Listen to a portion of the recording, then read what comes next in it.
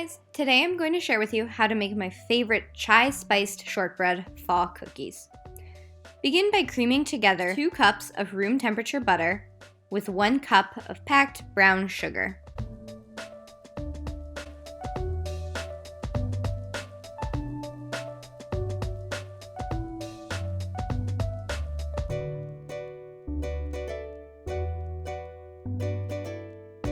You might want to scrape the bowl a few times to make sure that you incorporate all of the ingredients together.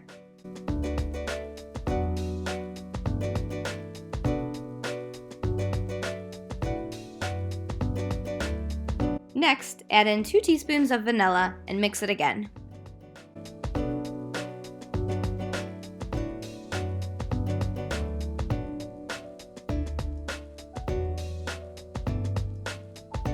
Then you'll begin to add in the flour and the spices, starting with 3½ cups of white flour. Next, add 2½ teaspoons of cardamom.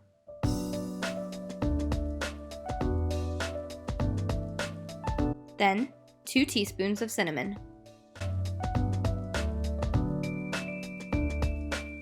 Next comes 1½ teaspoons of salt.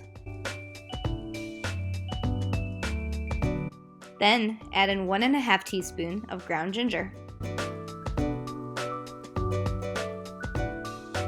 1 teaspoon of ground nutmeg,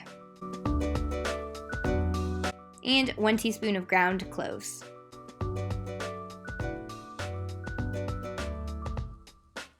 Then add in ½ teaspoon of ground black pepper to finish off that full chai spice taste. Then, mix it all together until the spices and flour are well combined. The dough will be crumbly at first, but if you keep mixing, it will all come together to make a rough, thick dough. You just want to be careful not to overmix the dough, as it can create a tougher shortbread, and you want yours to be nice and crumbly. Then, lay out some press and seal or some saran wrap on your work surface and dump the dough onto it.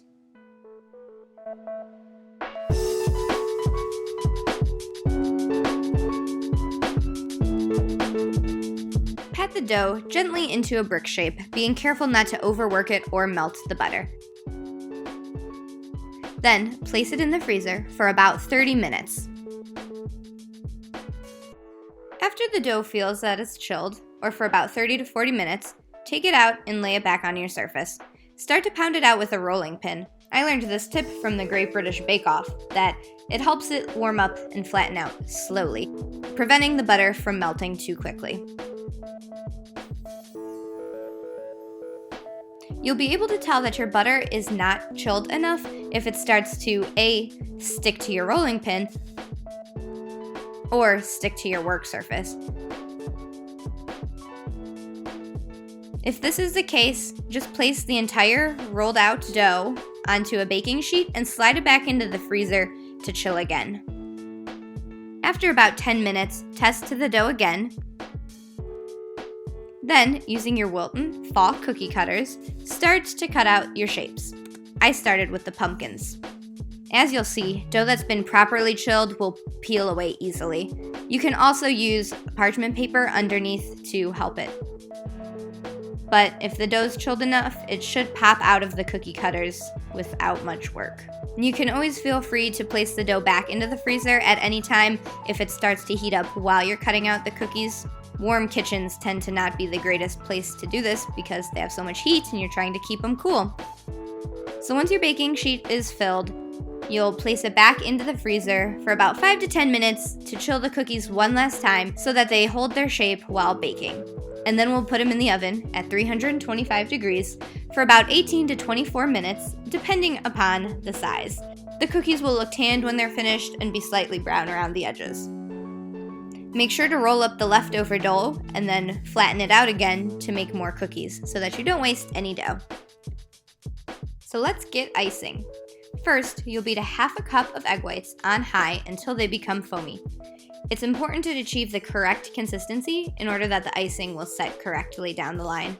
And you want to make sure you use pasteurized egg whites so that you don't risk getting sick. The egg whites will be done beating when they form stiff peaks.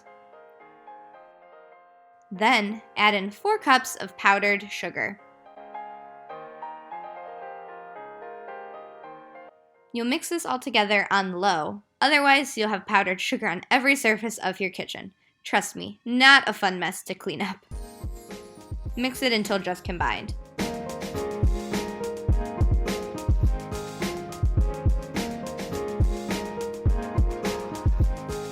Then, add in some more vanilla extract and mix, this time on high, until the icing achieves a thick consistency.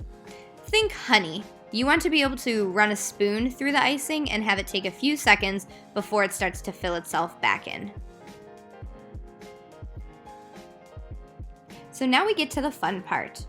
Pour about half of the icing into one bowl and then half of what is remaining into another. Keep the rest set aside for later.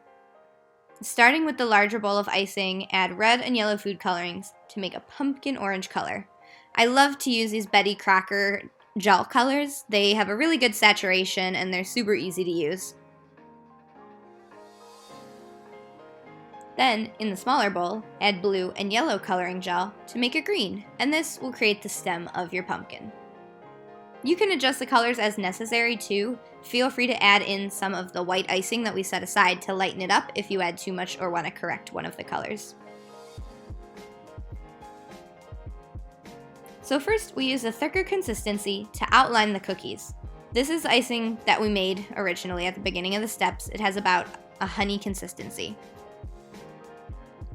Scoop some of this orange icing into a plastic baggie, snip a tiny corner off with your scissors, and outline the border of your pumpkin cookies. It's easier to hold the tip of the bag up a bit and let the icing fall out onto the cookie instead of dragging it along.